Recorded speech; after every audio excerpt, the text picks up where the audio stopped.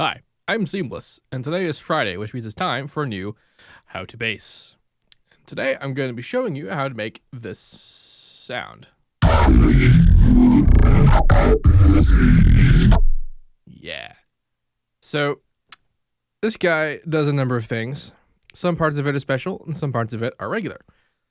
The parts of it that are regular are pretty much what's going on in the Vocodex. It's not anything new that I talked about before, but what I did with the carrier, it was very much something interesting.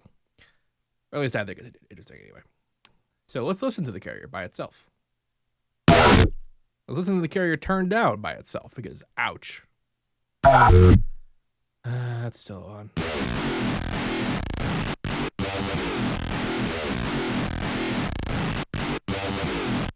Let's listen to the carrier without the Maximus that's on it because I am actually using it to do things that are not regular compression.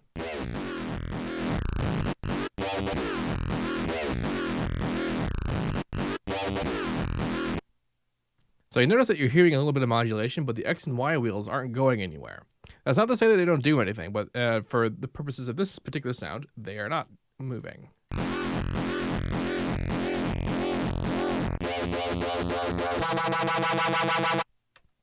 So what's going on with this sound is that this is a saw wave being modulated by a triangle wave. And this is actually, this was sort of inspired by the Evoke stream where he was talking about this. I don't think this is the kind of sound that he was talking about, but this was a lot of fun trying. I also am outputting operator 3, which is a very high harmonic that's being modulated by a regular harmonic, just a sine wave. And this gives us a little bit of squelch. That when it's crushed together with the other guy, it's pretty. It works in there. So I also have another oscillator that is ring modulating operator 2, which is a triangle wave. And it's ring modulating at a very, very low rate. So it's basically it's basically an LFL right now. And it's sort of modulating the primary modulation up and down a bit. So the mod X and mod Y wheels do different things. Let's see, I already forget what the mod Y wheel did. Let's see, 5.2. Mod Y wheel, okay, here we go. So it's the modulation into operator 2, which is operator 5. And then, okay, so it's doing both the same thing. So anyway, we have operator Y basically controls how much the ring modulation is being applied to the modulating operator, which changes that modulation that we're hearing. However, if you want, you can do it yourself. That's what this is for, modulator X. I also have a little bit of unison on, but I'm not doing anything special with it. I'm not doing any crazy like unison index mapping business. I'm just using regular unison settings to give it just a little bit of difference and a tiny bit of like phasing, stereo imaging stuff.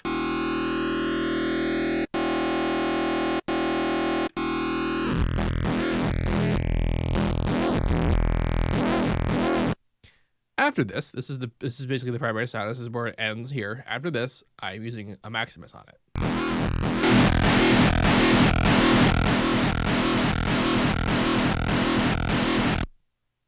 Now, in the past, I've mentioned using Maximus is a lot like using a Waveshaper, except that Maximus has time variables. It has a tag and release and decay analog, and ahead and look ahead delay and all that stuff like that.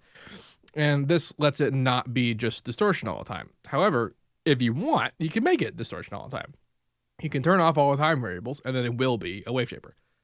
So in this particular example, what I've done is I've turned off the time variables for the high frequencies, and I kind of left out the mids, but you can see that I got this weird shape going on.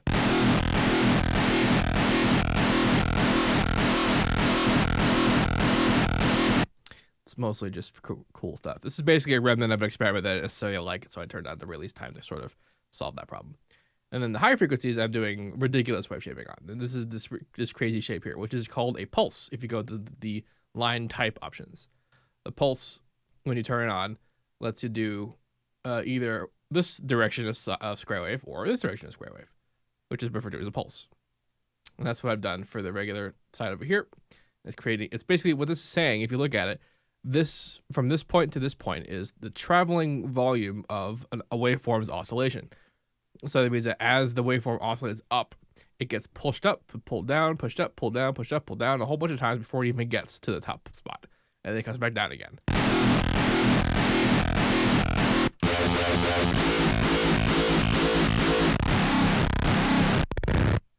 It's actually really hard to see what it's doing because it's happening so very fast. Hence waveshaping.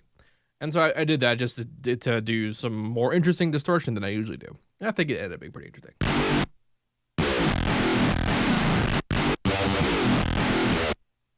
So that was my carrier. And then I put it in Vocodex, gave it a modulator. Let me sure this is right. I'm using 2 different voice samples, but I don't think I'm screwing with them. I did a little bit of time stretching. I reversed it, and that's about it. In the Vocodex, I turned the low frequencies off because I have the low frequencies passing through from the original sample. What am I doing? Anything crazy? See, band distribution is regular. Bandwidth is a bit different.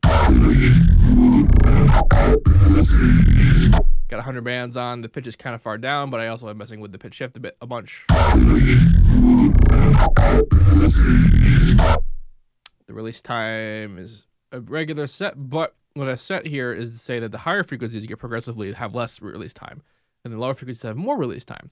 This usually doesn't work. This usually is not something that I want to do. And the reason why this does work is because the sound is so high frequency, like rich. It's full of activity that when there is a low release time, it doesn't sound warbly and watery like it would normally.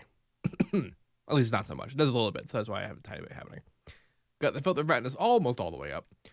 The bandwidth multiplier is more towards the modulator, which is actually something different that I haven't done in a while.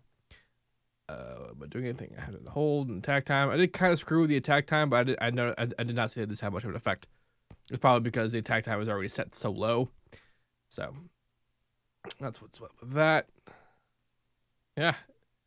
Then I put in another Maximus to bring up the low frequencies and even out the high frequencies. And I have to edit some because I recorded it and I wanted to try some experiment and it ended up not working out, so don't worry about it. In fact, this could just go away. And that's more or less the sound. So to recap, this one was mostly just about experimenting with saw wave FM, basically, and using crazier distortion, multiband wave shaping, which is a lot of fun, which you could do with Maximus. I actually have a tutorial on this. It's actually just on that. It's I don't remember what I called it. It might have been something special. I don't think it was an FL Basics tutorial. It probably was, though.